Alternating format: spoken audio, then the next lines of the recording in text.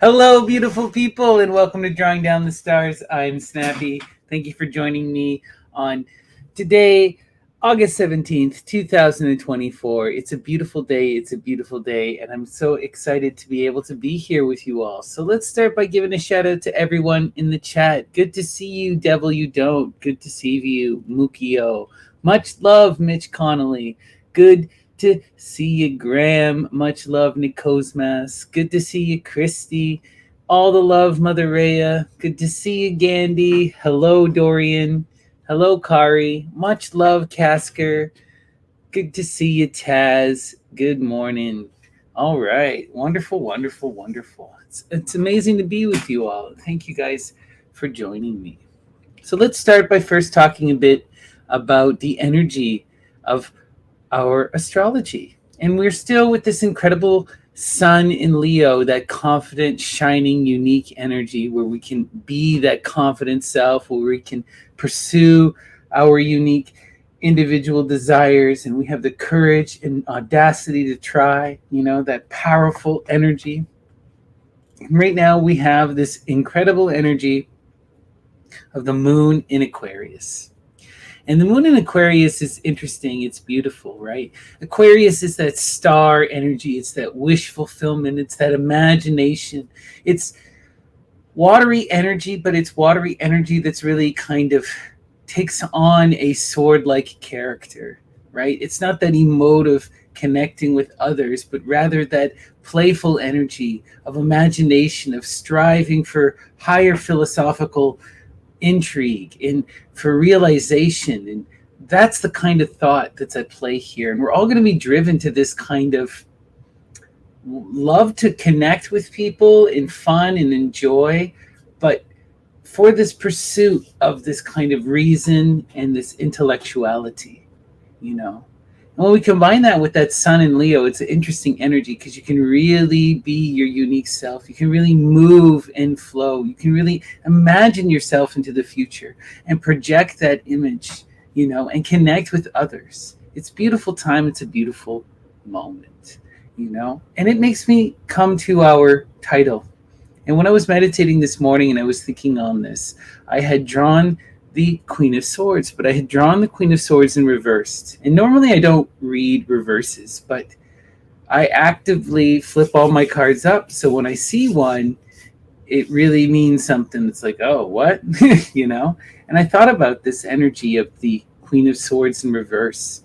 And it made me think to a talk I had with a friend regarding their tarot reading. And this idea of knowing when to utilize that sword energy, that intellect, that reason, right? Knowing when to go to battle or when to educate, right?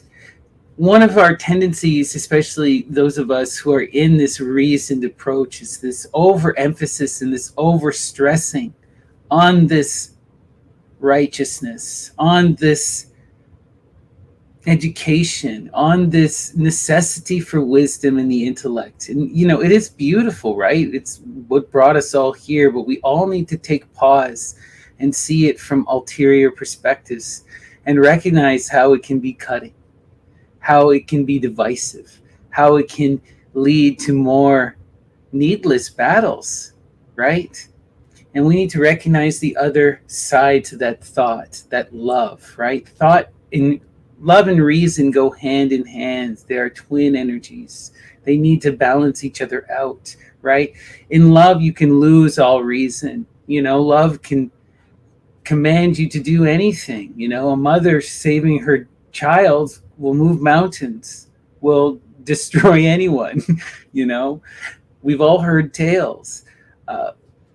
But that power needs to be channeled through that essence of logic and understanding.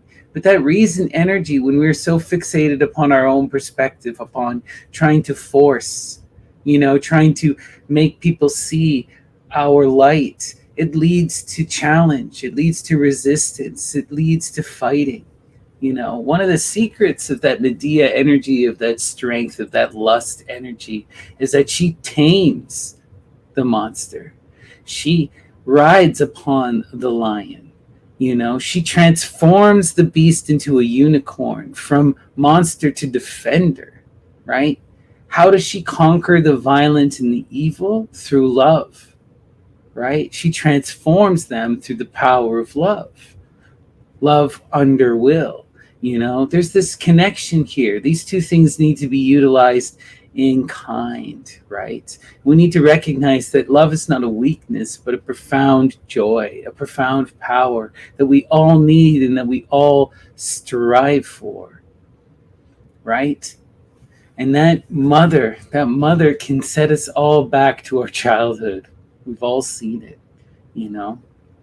The point, though, is to know when to pick your battles, to recognize at times when educating and overspeaking and intellectualizing is not the way. Maybe a passionate approach, a loving approach is needed. Or maybe a more practical and direct approach is needed. Or maybe something else. The key is to try to adapt and to flow. When you meet that kind of resistance, when you are constantly being attacked by everyone around you, it's not necessary to change your opinions, but maybe adapt your methods. Why are you meeting such resistance? Right? And I wanted to read an interesting poem here. This is by Ralph Waldo Emerson. It's called Love and Thought. Two well-assorted travelers use the highway, Eros and the Muse. From the twins is nothing hidden, to the pair is not forbidden. Hand in hand the comrades go, every nook of nature through. Each for other they were born, each can other best adorn. They know one only mortal grief, past all balsam or relief. When by false companions crossed, the pilgrims have each other lost. Right? The issue is when they go in opposite directions, when they combat each other. Oof. Interesting. All right. We are now going to start our reading with our Ganapati oracle. We are going to go to Ganesha Ganapati, a divine child, the Lord of beginnings, guardian of the threshold, master of the Ganas. What does the message inspire us this evening? How do we begin this reading? What is the lens through which we view the rest of this session? Clear your energy. Beautiful. And to me, this immediately reflects upon that energy of the reversed Queen of Swords, that laying down your swords and pursuing love, right? Clearing your energy. This is about disengaging from battle, right? Recognizing that this is a battle that's not worth fighting and only is being fought because you are engaging, right? There's some battles that if you simply stopped, there wouldn't be a fight. And this is one of those times. It's that energy of, okay, stop trying to force, take a step back, clear your energy, rethink, re-examine the situation that's at hand, and now learn and try to adapt, right? Whatever you have been doing is not working. The confrontation is not working, right? Let's see. Where's this going? We are now going to begin our sortes, and we're going to start today with Watch Fiends, Rack Screams by Antonin Artaud. And for those of you unaware, the sortes is a form of bibliomancy, that is divination through literature. It comes to us from the Greco-Roman tradition. And we invoke the goddesses of inspiration, the muses, and we ask them to guide our hand and to send us a message. So muses, what is the message from Antonin Artaud?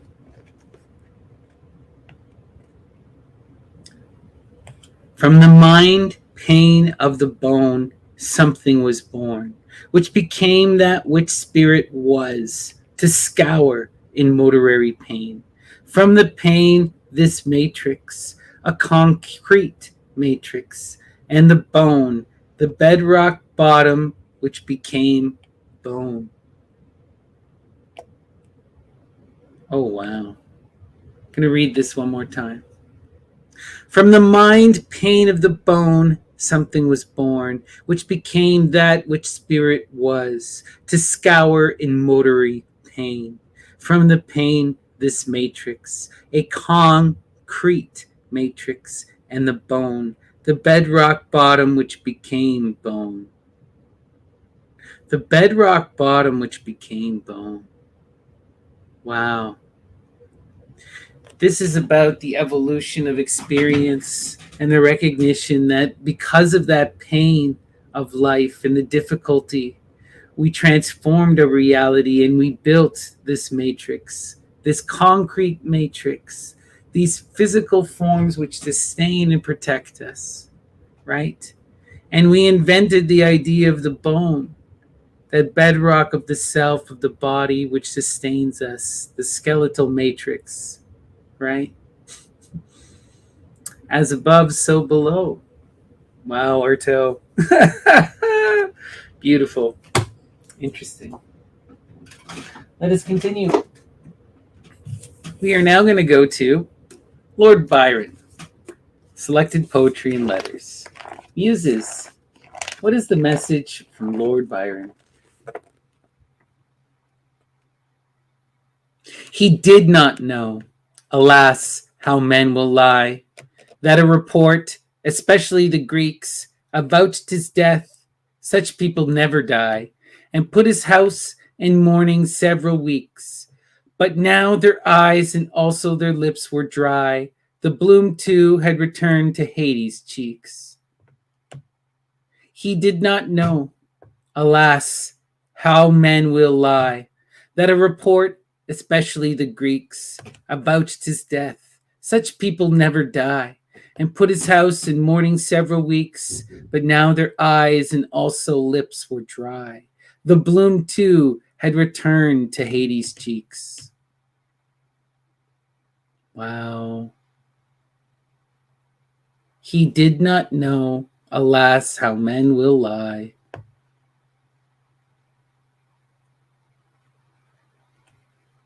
Wow. This is interesting.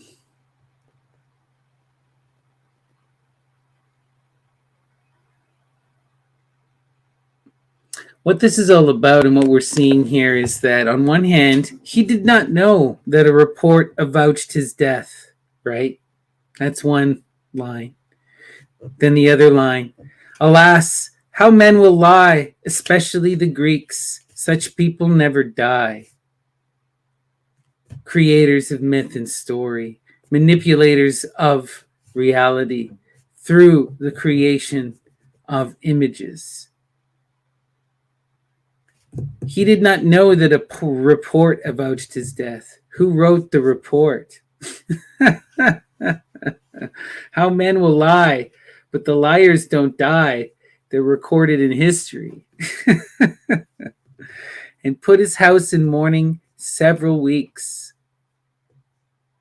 Right? People believed the lie. They believed that report that falsely said he died. But now their eyes and also lips were dry. The bloom, too, had returned to Hades' cheeks. When they realized it was just a story, it was just made up, then all of a sudden, the cycles could continue again. And the bloom, what is the bloom? Persephone returns to Hades' cheeks. Beautiful. Interesting. All right, we're now going to go to the tarot and the trees of eternity, or the mystic tarot and the trees of eternity. Oliver St. John. Muses, guide my hand. What is the message from the mystic tarot?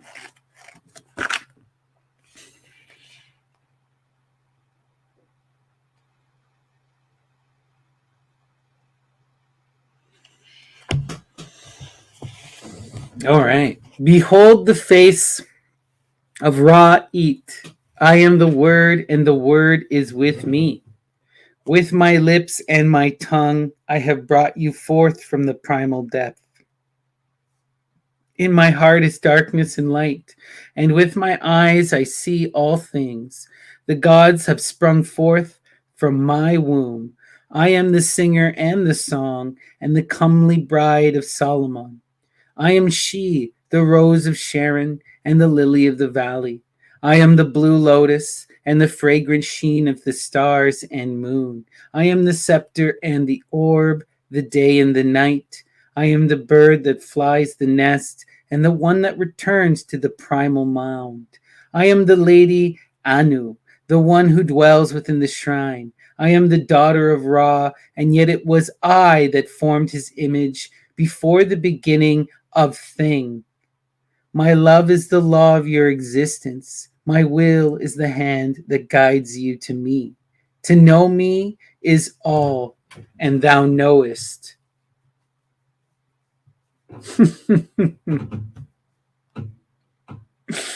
So beautiful. Wow. I'm going to read this one more time. Behold the face of Ra'it. I am the Word, and the Word is with me. With my lips and my tongue, I have brought you forth from the primal depth. In my heart is darkness and light, and with my eyes I see all things. The gods have sprung forth from my womb. I am the singer and the song, and the comely bride of Solomon. I am she, the rose of Sharon, and the lily of the valley. I am the blue lotus and the fragrant sheen of the stars and moon. I am the scepter and the orb, the day and the night. I am the bride that flies the nest and the one that returns to the primal mound. I am the lady Aunu, the one who dwells within the shrine. I am the daughter of Ra, and yet it was I that formed his image before the beginning of things. My love is the law of your existence. My will is the hand that guides you to me. To know me is all thou knowest. The great mother from which all comes, the totality of creation, the one who wears all of the masks, the infinite darkness, that primordial womb. Beautiful.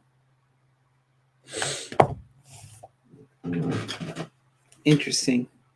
All right, we're now going to go to my dear friend Graham's My Neighbor Wants to Kill Me. Graham and I, right after this reading, we're going to be doing a episode of Searching for Dragons, and it's going to be so much fun. It's on Unica Zern, and she is a wild surrealist. It's some of the most intense magical literature I've ever encountered. So come join us after today's reading, where Graham and I dig into Unica Zern. But before that, let's do our sortes. So, muses, what is the message from Graham? Inspire us.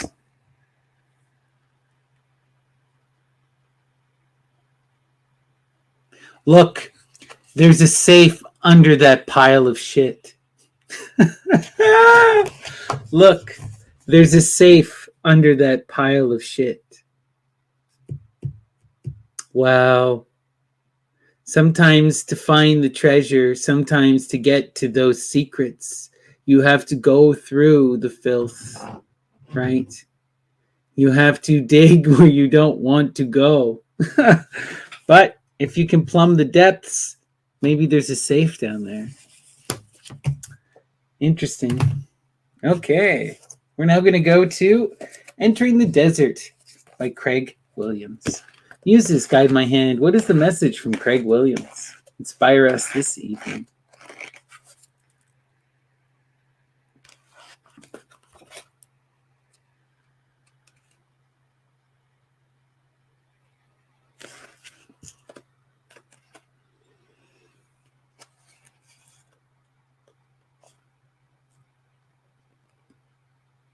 To protect the empowerment of the subtle vision, the devotee must begin to envision all personal expressions as sacramental acts resonating from the inner chambers of the soul and out into the world of embodiment.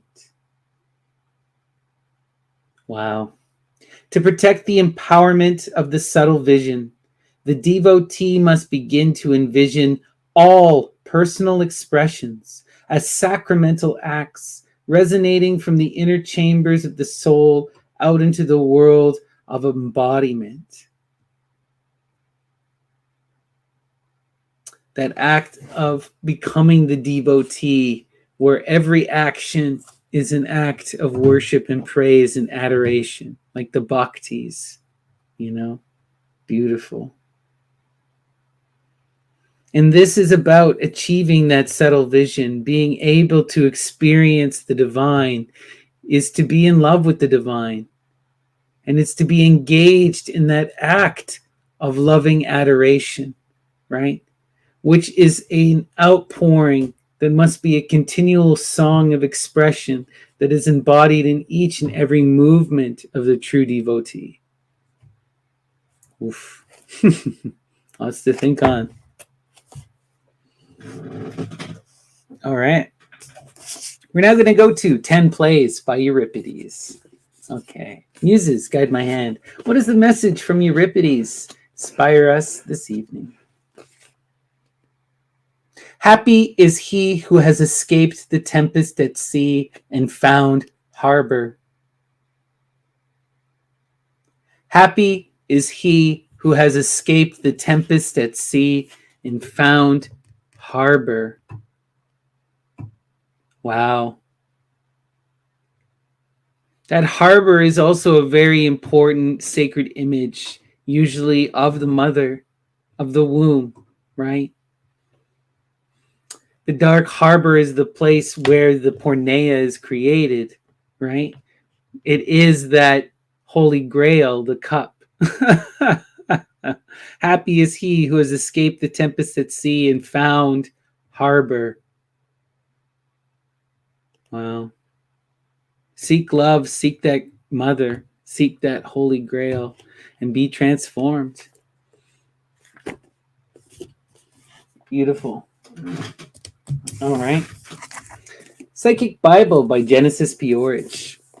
Muses, guide my hand. What is the message from Genesis Peorage and the Temple of Psychic Youth? Inspire us.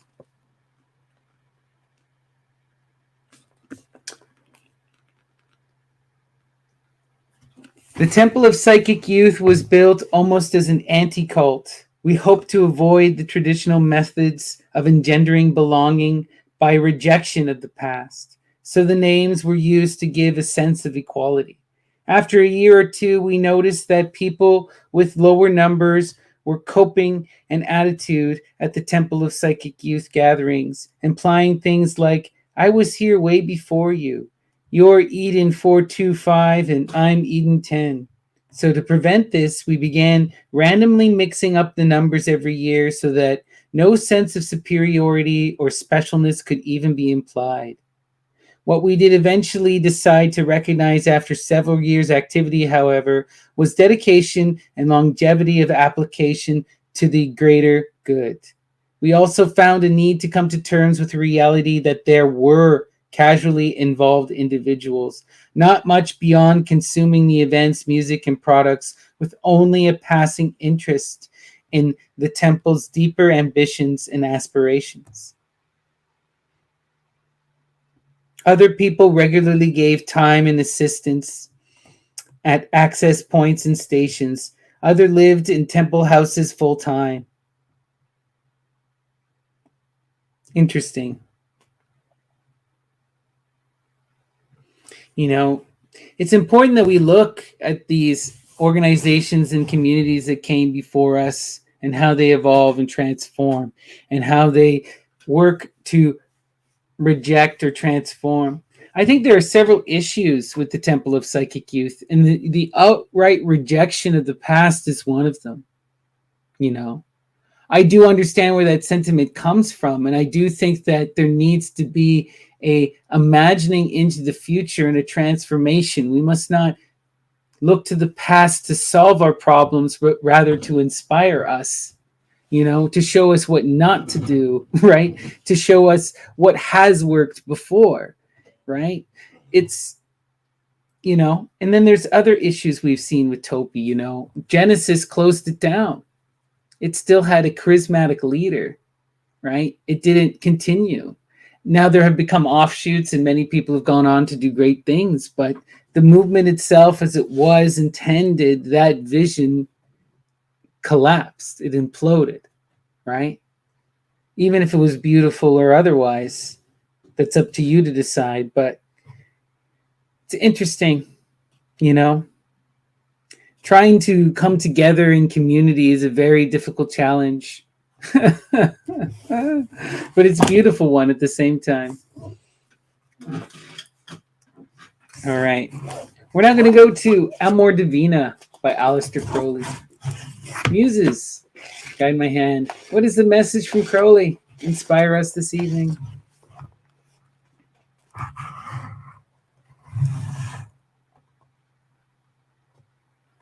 Beware, very dear brother, lest thou fall into confusion in thy consideration of the unity. For the first principle appeareth under opposite forms. She is thy father and thy mother, even as thy conception of him changeth. Now male is opposite to female, but in them is no opposition. Beware, very dear brother, lest thou fall into confusion in thy consideration of the unity. For the first principle appeareth under opposite forms. He is thy father, and she is thy mother, even as thy conception of him changeth. Now male is opposite to female, but in him is no opposition. Right? In that unity of the Great Mother, there is no opposition, right? She is the self-creating creatrix, right? This is why Aphrodite often appears with a phallus, because she has that power in and of herself. She creates of the self. She is that ultimate unity. There is no opposition, right? She has the power to move between the poles as is needed, to move and flow and transformation and adaptation, right? Beautiful.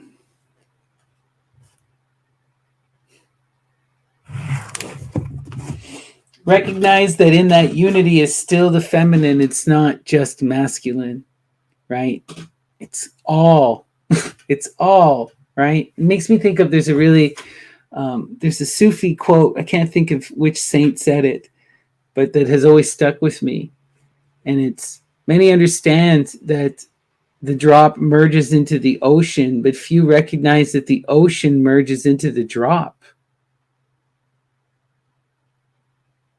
It's that which is above is the same as that which is below.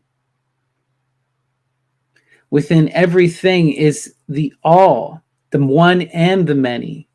This is that paradox of forms. Both are true. Do not be blinded by the unity. Do not let it obscure yourself and reduce things to some kind of singular ideal that you have created, like a masculine patriarchal one.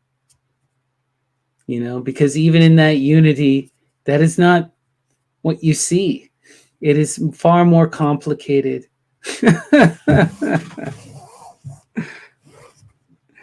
All right, let's go. Ore by Gabriel Macari. Muses, guide my hand. What is the message? Inspire us this evening.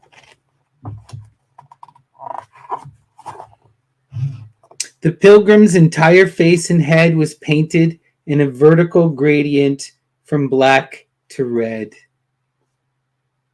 The pilgrim's entire face and head was painted in a vertical gradient from black to red. This is really interesting. In much of the earliest conceptions in the Greek tradition, when you're looking at the Great Mother, she is the white, the black, and the red. And this coming together of these forms, this intermixing of these, is what produces that creation, right? Interesting. to see it painted on the pilgrim's entire face, black to red. Beautiful. All right. We are now going to end our sortes and we're going to begin our tarot proper.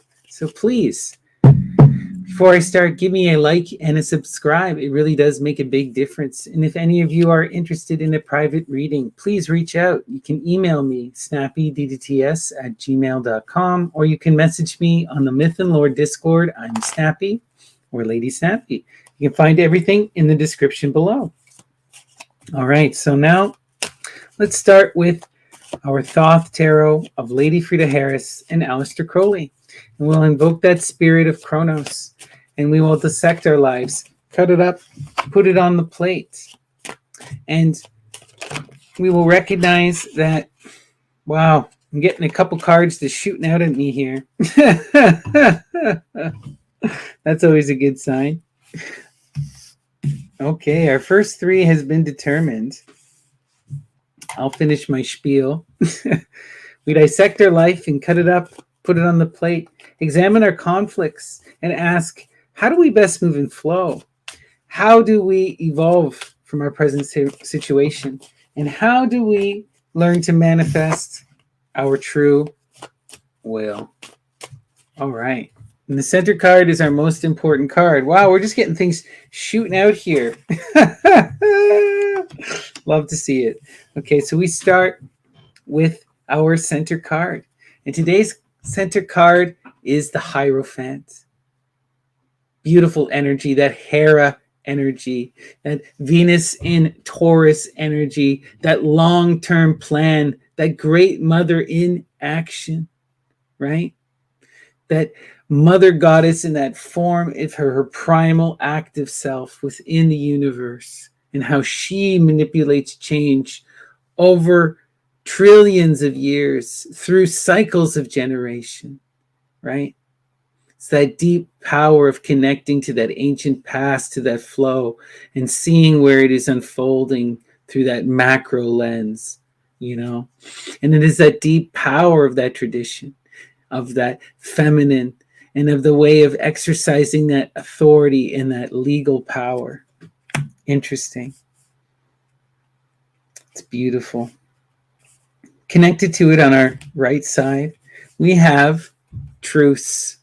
This is beautiful energy because this is kind of what I was getting the sense of with the reversed queen, right? That energy of coming to a balanced position, you know, withholding your attack, not relinquishing your defense, but learning, you know, to lay down the weapon and to take a moment and to reassess your approach. So that requires this truce energy, this seeing things from the perspective, right? From taking everything into consideration, balancing them in the point. And it is in that point, in that center of the balance, where the blossom blooms, when the lotus comes to light, where true knowledge can be birthed and be perceived, right?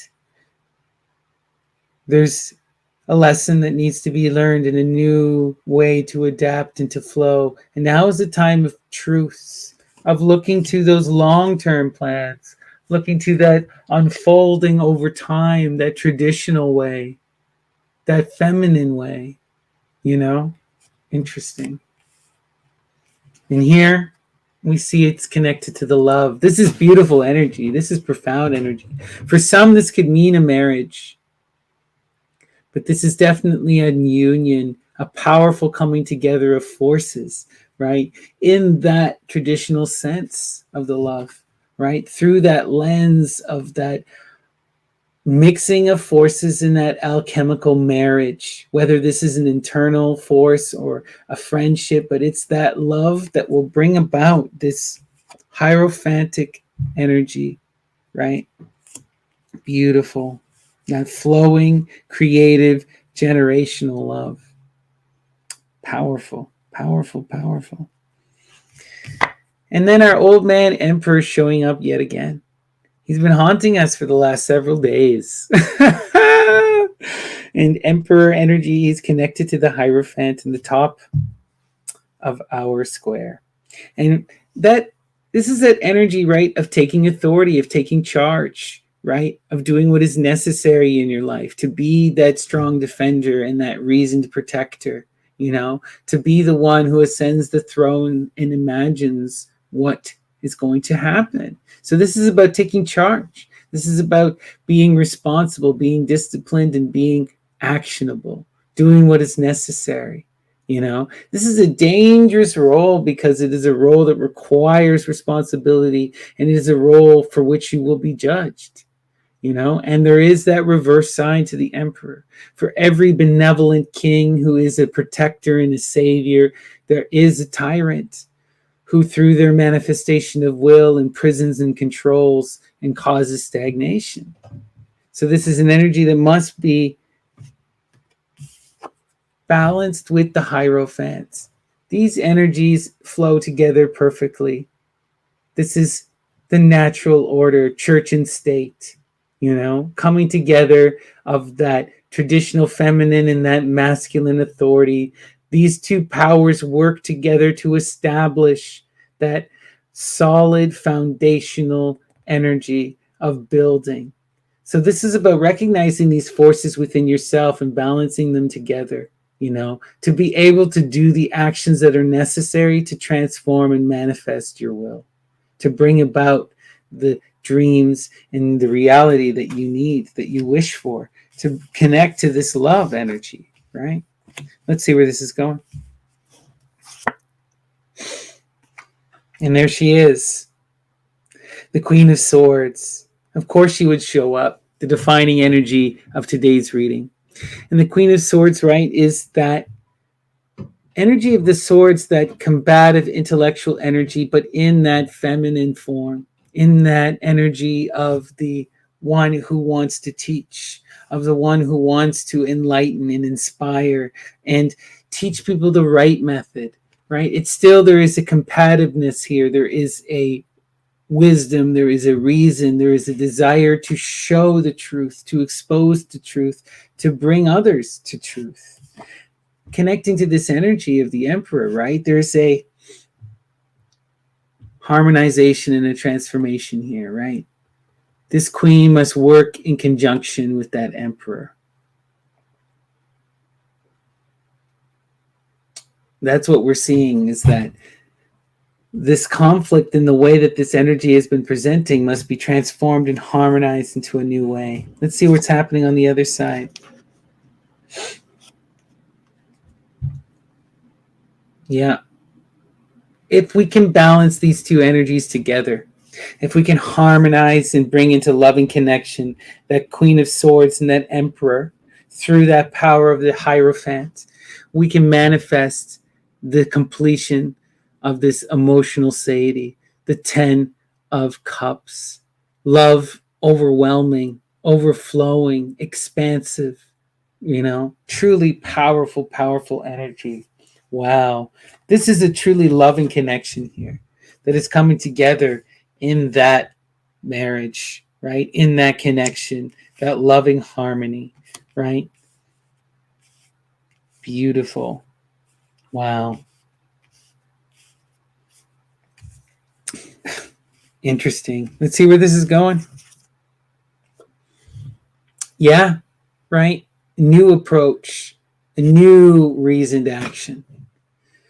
Laying down your swords in this moment is not necessarily about abandoning the pursuit, but beginning it anew in a new reasoned light, right? Working in conjunction with that emperor energy for the purposes of that satiety, for the purposes of that love, right? In the traditional means, through the lens of this Hierophant, right? If we could connect to that energy of the emperor through the lens of the Hierophant, we can see that new perspective, how we need to bring about this intellectual reasoned pursuit.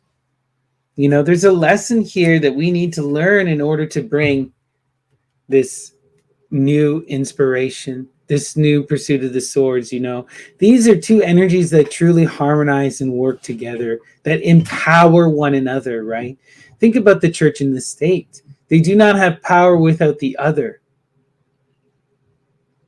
right? But if they are separate, do not have the same strength as they would together. You know, it's interesting.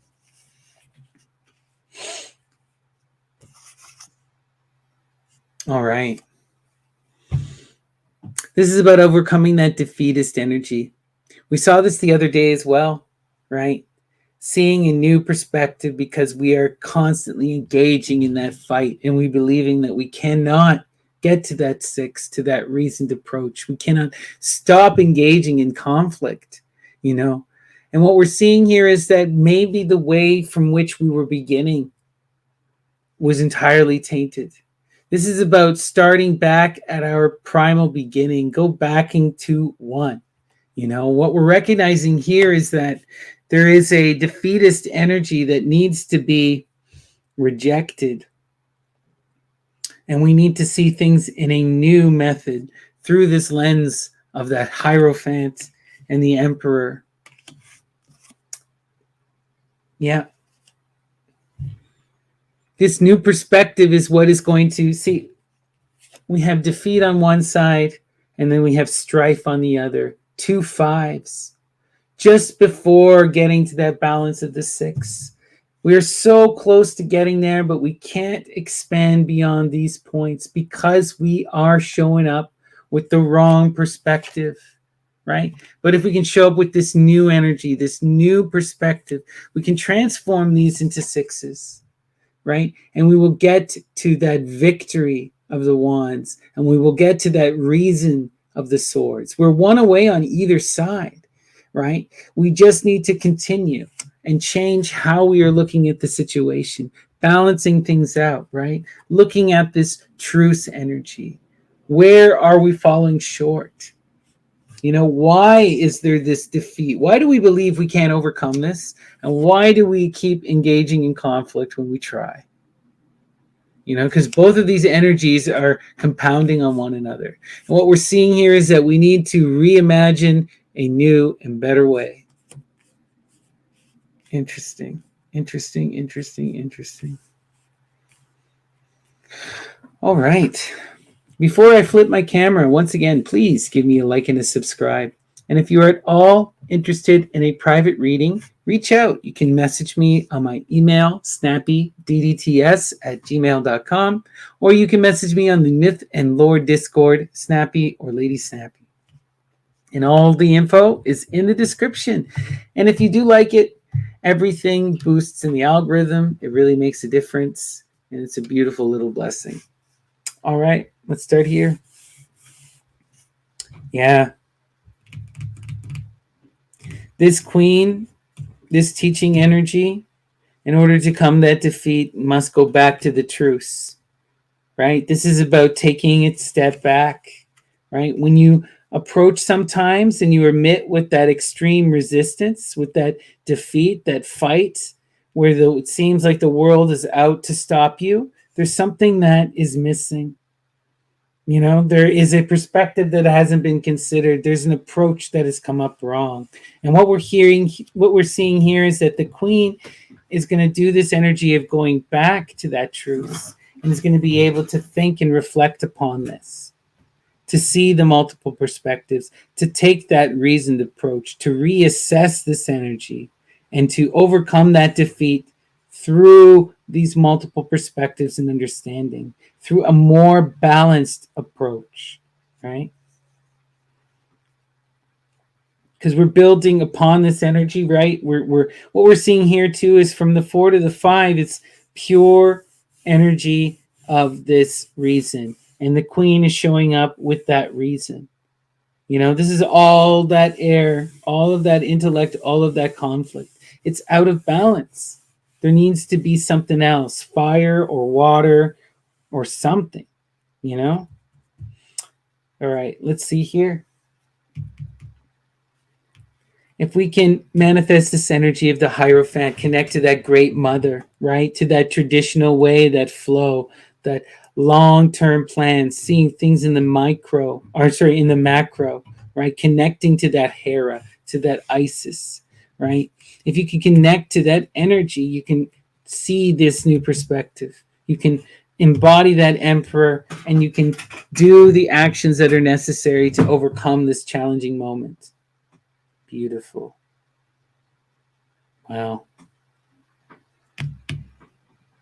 Love and satiety is on the horizon. There's all of this passionate love here, right? There's this fulfillment, both emotionally and passionately, right?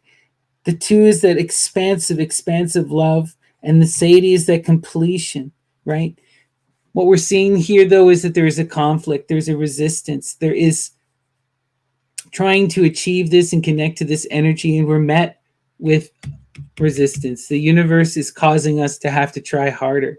But what I'm seeing here is that there's so much love, so much water and connection right here, almost there. We just need to be in this impassioned energy. We just need to pursue it with more force. Transform that strife into the 6 of victory, right? We're just on the horizon, just on the horizon. Yeah, it's interesting. Yeah, this is what we're seeing too. You know, the Queen of Swords, her method here is like she's showing up in this very cold, intellectual Athena way. She needs to go back to that great mother root. She needs to go back to the club, to the magic wand, to the fiery passion, that energy, right? And direct her reasoning towards overcoming this strife, not constantly fixating upon this defeat. The Queen of Swords has that energy. When she connects and sees things in this traditional way, she can manifest that victory. She can connect through that loving connection, transform that 5 into the 6, manifest that fiery passion, right? Really bring in that transformative love. Beautiful. Beautiful. Yeah, and see, look, you think that there's defeat here. You think that there's a failure. You think that there's conflict. And you know what? There may be some minor conflict, but you're not seeing the bigger picture. You're not seeing this manifestation of everything around you, of the role that you're becoming, of this fulfillment of this community. Look to the Sadie. Look to this incredible love and its completion that is here, right? This defeatist energy, it's unreasonable. We need to transform this into that reason. We need to reflect onto more perspectives, take a new direction, right? Do what is necessary to transform this defeat so that we can bring in this satiety, this completed love energy, right? And the key to that is becoming this emperor, connecting to that divine Hera energy, right? Connecting to that Queen of Swords energy, but redirecting this energy not towards that defeatist conflict, but towards this strife, right? Connecting to this traditional energy, to that empress energy, right? But reflected in this way, this alternative power. You know, when you look at the stories of Hera and Zeus, they are both superpowers and are in competition with each other. You know, it is not the emperor and the empress. It's a different relationship almost, different authorities, different goals, you know, but these can work in harmony and manifest the most profound power, and they can bring in this new perspective.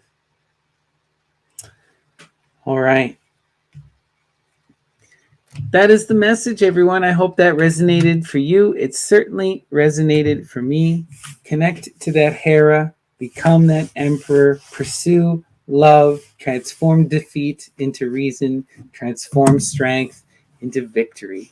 You've got this. It's beautiful energy. All right. We're going to do one final sortes and then we'll call it. And please come join my dear friend Graham and I for our exploration of Ernica Zern on Searching for Dragons. All right. The final message. Muses, what's the message?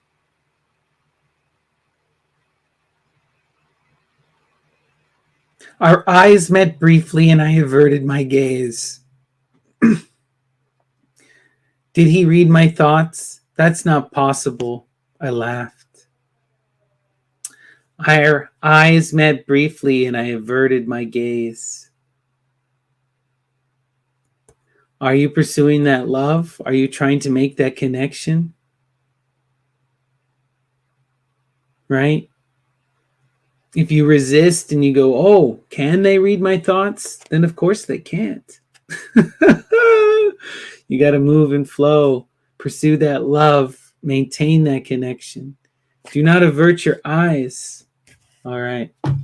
That's the message. Peace and love, everyone. Take care. And I'll hope to see you tomorrow for more live tarot.